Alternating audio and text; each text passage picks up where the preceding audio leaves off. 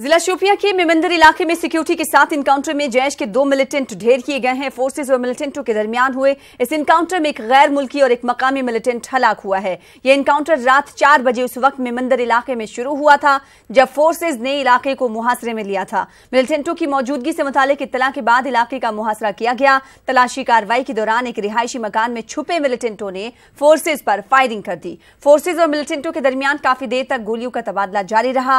हलाक किए गए मकामी मिलिटेंट की शनाख्त सईदापुरा शोपिया के सुहेल अहमद के तौर पर हुई है। वहीं मिलिटेंटों के कब्जे से हथियार और गोला बारूद भी बरामद हुआ है। इनकाउंटर के पेश नजर जिला शोपिया में आज इंटरनेट खदमात मुअत्तल रहीं। On a specific information, this operation was launched. During the ensuing gunfight, 2 terrorists were killed, and these 2 terrorists belong to proscribed terrorist organization Jaish-e-Mohammed. Arms and ammunition have been recovered. From the incriminating materials that we have recovered, it is ascertained that 1 terrorist belonged to Pakistan, is a Pakistani national, and the other one is from the local area.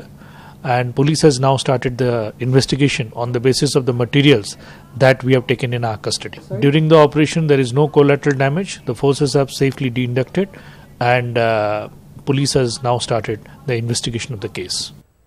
उधर बडगाम के गरिंद गांव में आज फौज का एक aircraft गिरकर तबाह हो गया। इस हादसे में फिजाइया के 6 एहलकारों की मौत हो गई है। एक आम शहरी भी इस हादसे में हलाक हुआ है। दिफाई अहदेदारों के मुताबिक तकनीकी खराबी के बाद MI-17 एयरक्राफ्ट सुबह 10 बजे के करीब गरिंद गांव के एक खुले मकाम पर गिरकर तबाह हुआ। इसके बाद इसमें आग लग गई। इस हादसे में हलाक होने वाले आम शहरी की शनाख्त गरिंद के रहने वाले किफायत हुसैन गिनाई के तौर पर की गई है। हादसे की खबर मिलते ही आम लोग, पुलिस और दिगर सिक्योरिटी एजेंसियों के एहलकार जाए वारदात पहुंच गए और राहत और बचाव का काम शुरू किया। वस्ती कश्मीर के DIG VK बेर्दी का कहना है कि इस हादसे की जांच की जा रही है।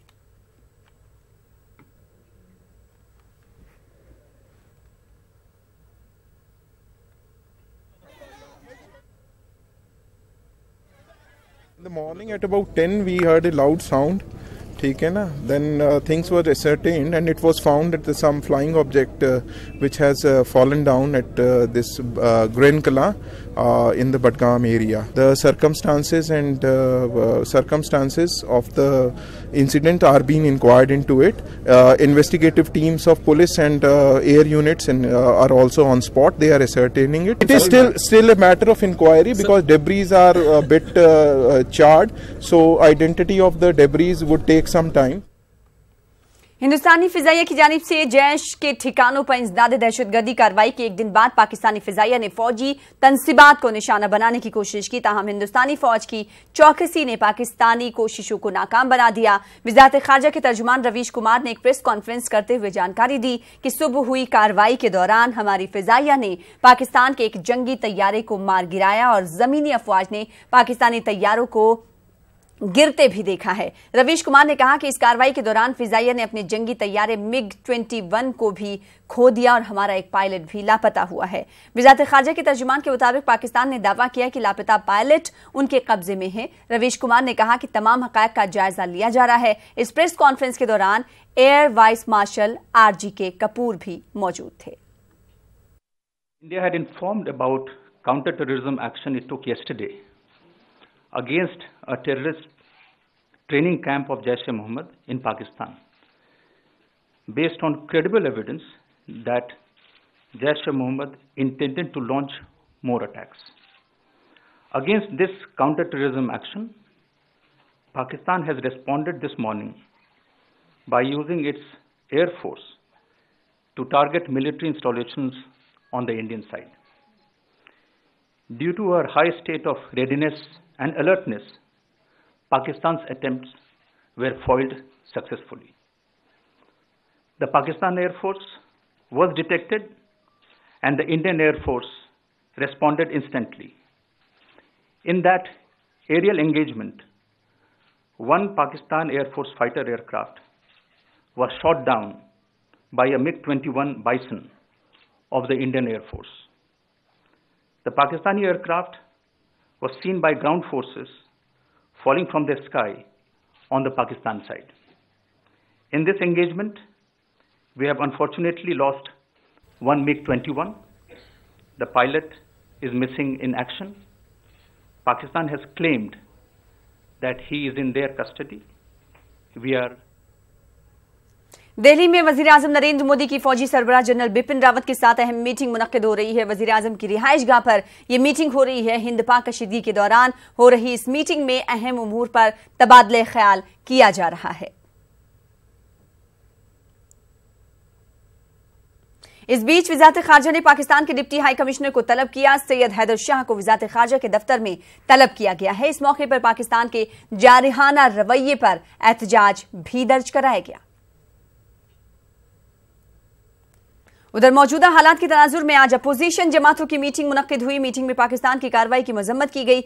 एक मुश्तरका प्रेस कॉन्फ्रेंस करते हुए अपोजिशन जमातों ने ऐसे मुश्किल हालात में फौज के साथ होने की बात कही। Leaders of 21 political parties condemned the dastardly Pulwama terror attack by Pakistan-sponsored terrorists of Jaish-e-Mohammed on 14th February 2019. The meeting paid homage to our martyrs and expressed solidarity with our armed forces in crushing the menace of terrorism. The meeting lauded the action taken by the Indian Air Force against the terrorist camp on 26 February 2019 and praised our armed forces for their valor and their bravery. The meeting of 21 parties expressed their deep anguish over the blatant politicization of the sacrifices made by our armed forces by leaders of the ruling party. National security must transcend narrow political considerations. The leaders observed that the Prime Minister has regrettably not convened an all-party meeting as per the established practice in our democracy. The leaders expressed concern on the emerging security situation. Post the statement from the MEA regarding targeting of our military installations and loss of one of our fighter aircraft, the leaders condemned the Pakistani misadventure and expressed their deep concern for the safety of our missing pilot. Leaders urged the government to take the nation into confidence on all measures to protect India's sovereignty, unity and integrity. Pakistan ने कल शाम से ही कई सरहदी इलाकों में फायरबंदी मुआहदे की खिलाफवर्जी की है। पाकिस्तान ने आज शाम जिला पुंछ के मंकोट सेक्टर में बिलाइश्ताल गोलाबारी शुरू कर दी। हिंदुस्तानी फौज ने भी पाकिस्तान को मुंह तोड़ जवाब दिया है। तो पाकिस्तान में दहशतगर्दों के ठिकानों पर फिजाइया की कार्रवाई के बाद से सरहद पर कशीदगी बरकरार है। पाकिस्तान ने आज सुबह दोबारा सीज फायर की खिलाफ वर्जी की। वक्फे से आपको हम इस ताल्लुक से अपडेट भी देते रहे हैं। पाकिस्तान ने राजौरी के नौशहरा सेक्टर में एलओसी के इलाकों लामपखरानी, लडूका और बाबाखोरी में इश्ताल अंगेजी की। हिंदुस्तानी फौज ने भी पाकिस्तान को करारा जवाब दिया। तकरीबन 11 बजे फायरिंग का तबादला रुक गया। बादरे की गुज़िश्ता शाम अखनूर के कैरी सेक्टर की अगर हम बात करें तो वहां पर पाकिस्तान की बिलाइश्ताल फायरिंग में 5 जवान जख्मी हुए थे। एलओसी पर आज हुई गोलाबारी के बाद राजौरी और पुंछ जिले में सरहदी इलाकों के तमाम निजी और सरकारी स्कूलों को बंद कर दिया गया था। सरहद पर कशीदगी से लोगों में खौफ हरास का माहौल है। लोगों ने इंतजामिया से अपील की है कि उनके लिए बंकर का इंतजाम किया जाए। कश्मीर में कुछ वक्त के लिए फिजाई खिदमात को मुअत्तल किया गया था, ताहम बाद में इसे बहाल कर दिया गया। ये माल मवेशी और बच्चे स्कूल पढ़ रहे हैं सर, बच्चे भी स्कूल परेशान हैं, पेपर हो रहे हैं, हमतान हो रहे हैं, ये परेशान है। तो सर यहाँ बंकर जा कहीं एम्बुलेंस मेडिकल फैसिलिटी देना चाहिए, बंकर हमें लोगों को ऐसा बंकर देना चाहिए जिसमें मसाला हमारा ये माल मवेशी ये कुछ रहेंगे। आपकी मांग क्या रहती है जिला इंतजामिया से, क्या मांग रहती है? ये हमें बस यही बंकर शंकर की और क्या है सर। पाकिस्तान की तरफ से रात को बहुत ही ज्यादा शेलिंग होती रही है और हमारी फौज आगे जितने भी बॉर्डर पे है उन्होंने मुंह तोड़ जवाब दिया। और आज जितने भी स्कूल हैं पूरे बंद हैं, बच्चों के एग्जाम चल रहे हैं, तो इसके साथ बच्चों की जो पढ़ाई है वो लॉस हो रही है। तो अगर इंडियन आर्मी को जितने भी नाम के नौजवान हैं कभी भी उनको जरूरत बनती है, हम उनके फौज के साथ तैयार हैं पूरा साथ देने के लिए। उधर उड़ी के कमलकोट में भी पाकिस्तान ने रात देर गए सीज फायर की खिलाफ वर्जी की। इसका हिंदुस्तानी फौज ने भी करारा जवाब दिया। गोलाबारी से खौफजदा एलओसी के लोगों का कहना है कि रात में धमाकों जैसी आवाज सुनने के बाद वो महफूज मकामात की जानिब रवाना हुए, ताहम रिहायशी इलाकों में किसी जानी व माली नुकसान की खबर नहीं है। लोगों का कहना है कि वो खौफ में मुब्तला हैं और इन्होंने अमन की अपील की है। इसी दौरान डीसी बारामुल्ला डॉक्टर GN इत्तू और SSP अब्दुल कयूम ने उड़ी का दौरा करते हुए सरहदी इलाकों के लोगों से मुलाकात की। इस मौके पर उन्होंने लोगों को यकीन दिलाया कि हालात बिगड़ने की सूरत में इंतजामिया की जानिब से हर मुमकिन इक़दामात किए जाएंगे। हुए हैं, ना किसी ने खाना बनाया, अगर बना है तो खाने के लिए कोई नहीं है, क्योंकि डर है कहाँ से गोला आएगा, हिंदुस्तान से आएगा कि पाकिस्तान से आएगा, नीचे से आएगा कि ऊपर से आएगा, बस यही डर है। ना कोई बैंकर है ना कुछ है। जलजला हुआ उसके बाद लोगों ने पूरे मकान भी नहीं बनाए हैं, अभी शेड ही हैं। तो सूरत हाल जब वहाँ से गोला आता है तो शेड का कोई वो नहीं है, वो खाली एक टीन लगा के फ्लाईवुड का वो बना हुआ है, तो इसलिए लोगों के अंदर में बहुत डर का माहौल है। सर बहुत ही डर महसूस होता है। रात को 2 बजे से हम बच्चों को लेकर बैठे हैं, कोई चाय पानी का कोई बंदोबस्त नहीं किया। इधर से भी गोलाबारी का आवाज आता है, इधर से भी गोलाबारी शुरू हुआ। हमारे पास कोई बंदोबस्त नहीं है, अभी तक कोई पहुंचा भी नहीं है। तो ना हमारे को कोई बैंकर है, ना हमारे को कोई अस्पताल की। सरहदों पे कशीदगी की वजह से जहां आम लोगों में काफ़ी तशवीश देखी जा रही है, वहीं उड़ी के कमलकोट इलाके में पाकिस्तान की जानिब से हुई फायरबंदी की खिलाफ वर्जी से यहाँ के लोग सहमे हुए हैं। सरहदों पर आबाद लोगों का मुतालबा है कि कशीदगी बढ़ने की सूरत में सरकार उनके जान माल की हिफाजत को मुमकिन बनाने के इकदाम करे। इसी दौरान डीसी बारामुल्ला और पुलिस के हुक्काम ने उड़ी का दौरा करके लोगों को हर मुमकिन इमदाद फराहम करने का यकीन दिलाया। लोग चाहते हैं कि सरहदों पर अमन कायम हो ताकि वो अपनी जिंदगी चैन सुकून से गुजार सकें।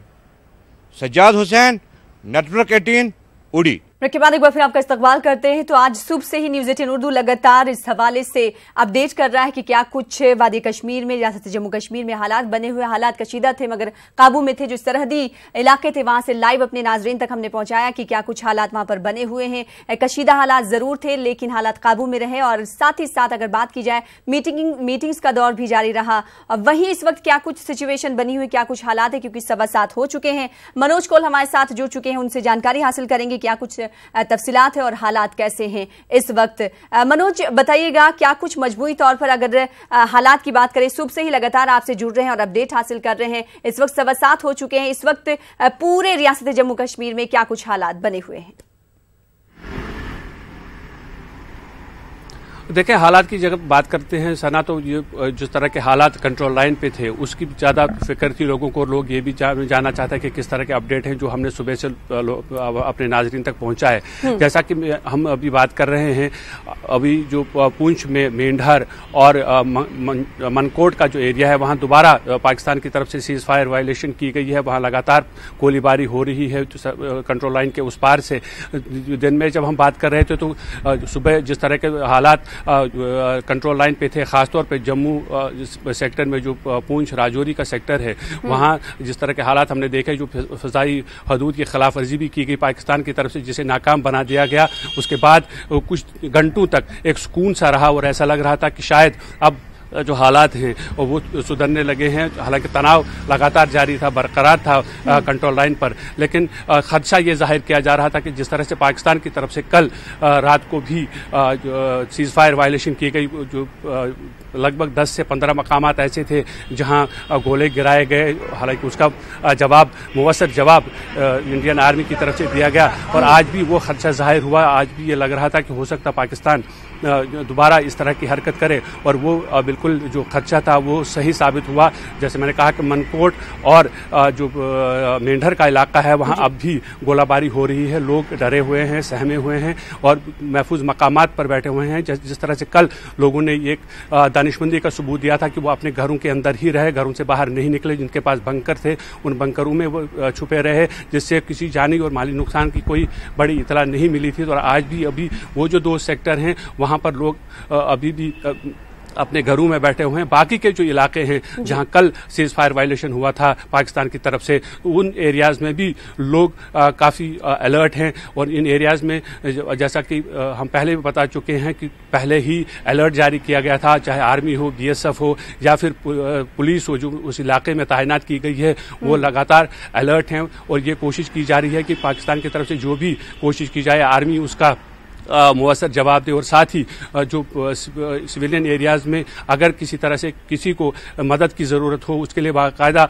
जो है हेल्पलाइंस जारी की गई हैं ज़िला इंतज़ामिया की तरफ से और पुलिस की तरफ से। अगर किसी जगह पर ये लगे कि लोगों को महफूज मकामात तक पहुँचाना है तो उसका इंतज़ाम किया गया है, या किसी और तरह की मदद की ज़रूरत अगर पड़ जाती है तो उसके लिए इंतज़ामिया मुतहरिक है। फ़िलहाल हम ये कह सकते हैं कि मनकोट और मेंढर का जो सेक्टर है उसके सिवा जो बाकी के इलाके हैं जहाँ कल सीज फायर वायलेशन हुआ था वहां पर फिलहाल कदर सुकून दिख रहा है। जी इस वक्त बड़ी खबर अपने नाजरीन को दे दें कि जिस तरीके से मनोज कौल हमारे साथ बने हुए उन्होंने अपडेट दिया है और उन्होंने बताया है कि इस वक्त मनकोट और मिडर में दोबारा फायरिंग शुरू कर दी है। पाकिस्तान की जानिब से सीज फायर वायलेशन की खिलाफ वर्जी की जा रही है और लोग वहां के खौफ हरास में मुब्तला देखे जा रहे हैं। लोग घरों में मुक़य्यद हैं, घरों में बंद हैं। एक जानिब कुछ देर कबल की अगर हम बात करें तो पाकिस्तान की जानिब से सीज फायर वायलेशन की फायरबंदी बंद कर दी गई थी। उसके बाद कदरे सुकून लोगों में दिख रहा था, लेकिन एक बार फिर से इत्तलात है कि मनकोट और मिडर में दोबारा फायरिंग शुरू हो गई है।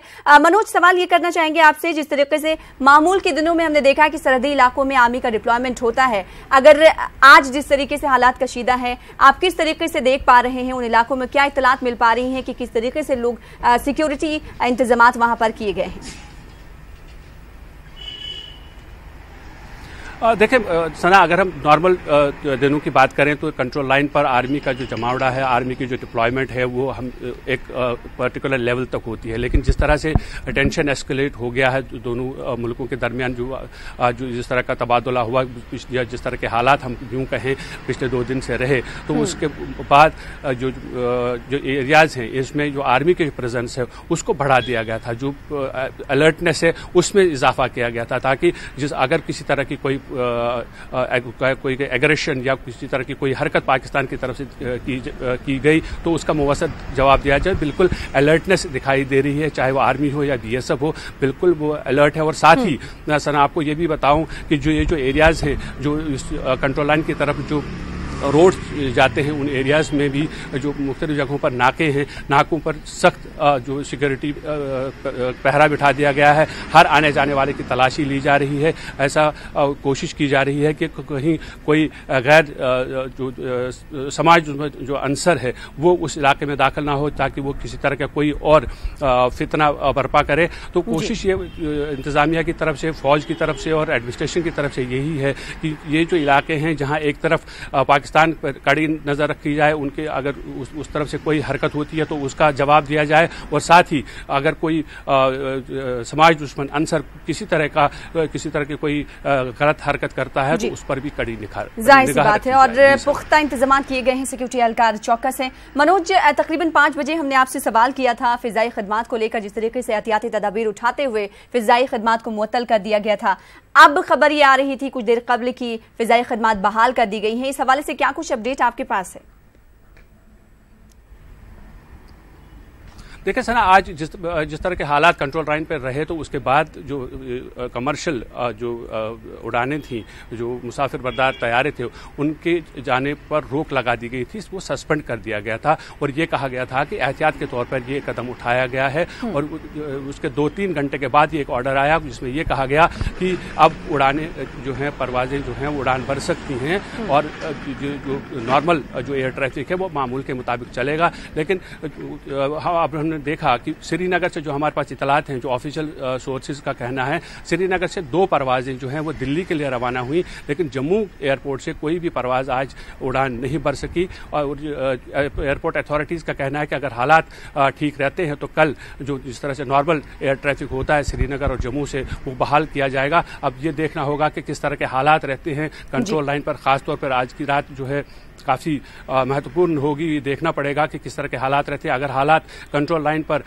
मामूल के मुताबिक जाहिर सी बात है, खदशा जाहिर किया जा रहा है। और इस वक्त जो अपडेट आप दे रहे हैं वो ये है कि मिडर और मनकोट में फायरिंग हो रही है। इस वक्त पाकिस्तान की जानिब से बिलाइश्ताल फायरिंग की जा रही है, सीज फायर मुआहदे की खिलाफ वर्जी की जा रही है, जिसकी वजह से लोगों में खौफ हरास का माहौल है। उधर अगर बात की जाए श्रीनगर से दिल्ली के लिए परवाजों की, तो उसे बहाल कर दिया गया। वहीं जम्मू से अभी तक कोई परवाज बहाल नहीं हुई। बेहद शुक्रिया मनोज कौल हमारे साथ जुड़ने के लिए, अपडेट फराहम करने के लिए, तफसील से जानकारी देने के लिए। फिलहाल आगे बढ़ेंगे। आरिसपुरा में बैनुल-अक़वामी सरहद पर भी तनाव का माहौल है। वहां के लोगों ने पाकिस्तान की इश्ताल अंगेजी का जवाब देने को जरूरी कदम करार दिया। मकामी लोगों का कहना है कि सरहद पर थोड़ी कशीदगी जरूर है, लेकिन वो बिल्कुल भी खौफजदा नहीं है।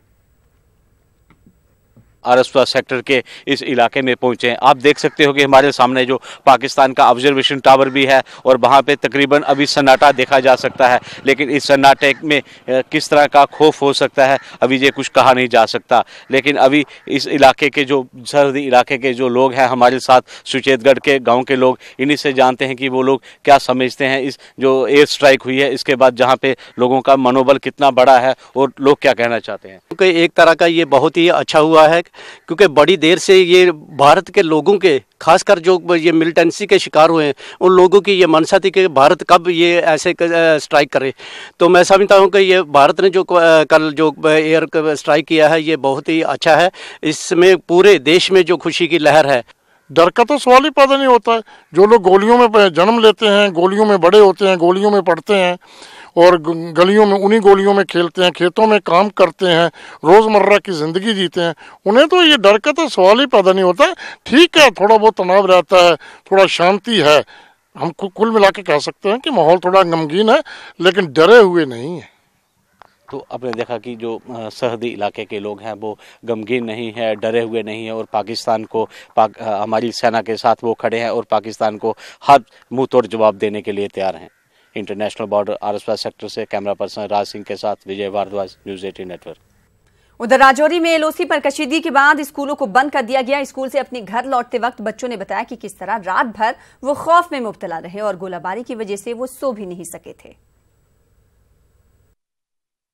स्कूल में छुट्टियां हैं, हम रात को फायरिंग हो चुकी है, इसलिए हम वापस जा रहे हैं। स्कूल में छुट्टियां हैं। रात को बहुत फायरिंग चल रही थी तो हम डर के मारे सो भी नहीं सके आराम से, तो बहुत रात को डर लग रहा था।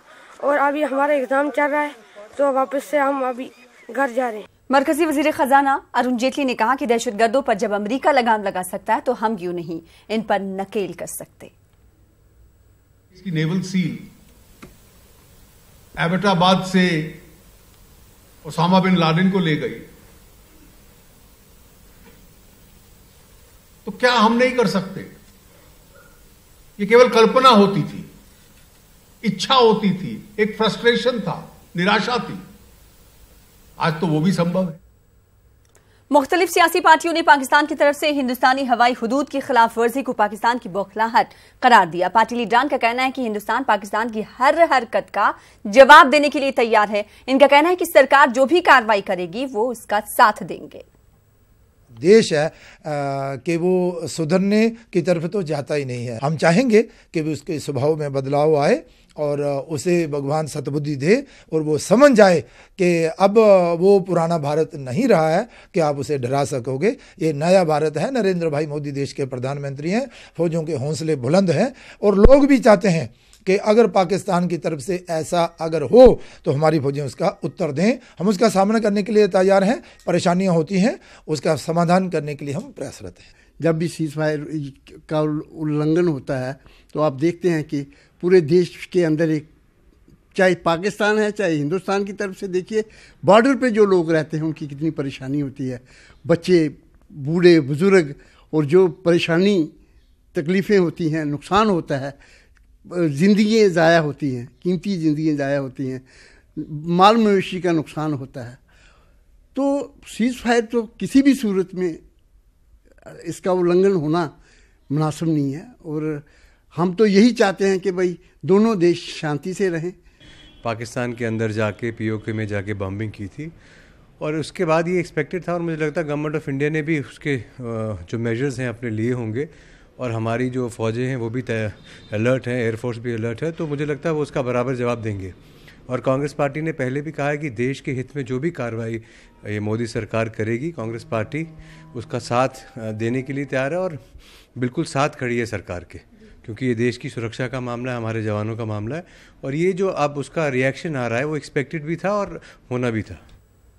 जम्मू कश्मीर रिकंसिलिएशन फ्रंट के चेयरमैन डॉक्टर संदीप मावा ने हिंदुस्तान और पाकिस्तान से अपील की है कि जंग से गुरेज किया जाए और क़याम आमने की कोशिश की जाए। श्रीनगर में एक प्रेस कॉन्फ्रेंस से खिताब करते हुए डॉक्टर संदीप ने कहा कि जंग किसी भी मसले का हल नहीं है। अपील है कि मेहरबानी करके पीस को एक मौका दीजिए। देखिए, आप दोनों अपने ईगो को साइड कीजिए, तब जाके एक अमन का रास्ता बनेगा। और वर्ल्ड पावर्स जो बैठे हैं, यूएन, यूएस और China should mediate in between for a peace. That is what we are here for and we want to send a very strong signal that Hindu, Muslim and Sikh are one. Don't try to divide us and war is no solution. At the end आपको बातचीत ही करनी है। मेहरबानी करके ego को down करके let's talk and let's talk peace. That's why we are here. उधर लेथपुरा फिदाइन हमले की जांच के सिलसिले में एनआईए की टीम ने मेडूरा त्राल में जैश के मिलिटेंट मुदस्सिर अहमद खान के घर पर छापा मारा। अवंतीपुरा में सूरज मंजूर मलिक के घर पर भी छापा मारा गया। सूरज मंजूर को पहले ही हिरासत में लिया गया है। इस दौरान एनआईए की टीम ने डार गिनाई गुंतराल में हलाक हुए जैश कमांडर नूर मोहम्मद तांतरे के घर पर भी छापा मारा। कस्बा पामपुर में मुस्लिम खवातीन मरकज की चेयरपर्सन यास्मीन राजा के घर पर भी छापेमारी अंजाम दी गई। एनआईए ने मरहमा में सज्जाद अहमद के घर पर भी छापा डाला। सज्जाद ने मिलिटेंटों को लेथपुरा में फिदाइन हमले के लिए गाड़ी फराहम की थी। सज्जाद हाल ही में जैश ए मोहम्मद में शामिल हुआ है। छापामारी के दौरान टीम ने कई अहम दस्तावेजात जब्त किए हैं। वहीं वादी कश्मीर में आज मुकम्मल हड़ताल रही। एनआईए की हालिया छापेमारी के खिलाफ अलहदगी पसंदों के मुश्तरका ग्रुप ने बंद की कॉल दी थी। श्रीनगर में तमाम दुकानें और दिगर तिजारती मराकज बंद रहे। सड़कों से ट्रैफिक भी गायब रहा। अमन और जब्त की बरकरारी के लिए हसास इलाकों में बड़ी तादाद में सिक्योरिटी फोर्सेज को तैनात किया गया था। श्रीनगर में हाई स्पीड मोबाइल इंटरनेट खिदमात भी बंद है।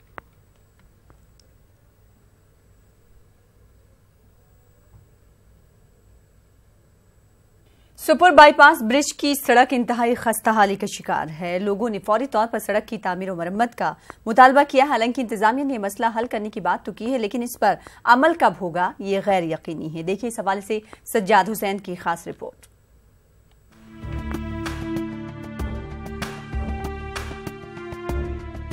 सोपोर का ये बाईपास ब्रिज अक्सर सुर्खियों में रहता है।